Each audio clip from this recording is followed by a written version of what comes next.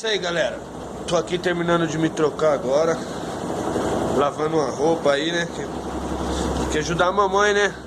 A mamãe não tá mais naquelas condições, com aquela força toda, né?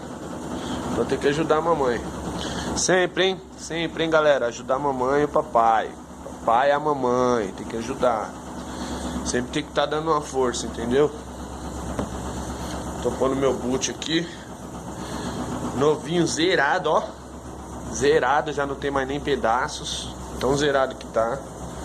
Mas é o que tá tendo, né, Joe? Vamos vestir essa porra e já era. Desculpa os palavrão, perdão. Sei que é isso aí, doido. Esse é o dia a dia do Álvaro Martins aí.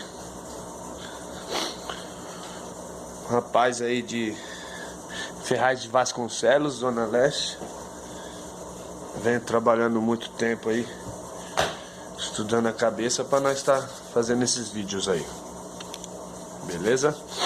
Aí tamo aí.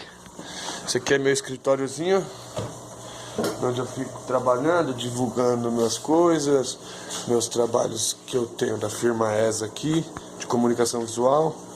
Aqui é meu barraco, que eu gosto de dormir aqui. Gosto de dormir aqui. Tem o quarto lá embaixo, mas o quarto é meio do meu irmão, eu não gosto de dividir com meu irmão. Então eu durmo aí dentro da barraca, no meu barraco. Montei a barraca e durmo ali. Tava lavando a roupa aí, ó. Olha lá, tô lavando a roupinha de leves. Tá ligado, o tempo não para. E agora, marcha.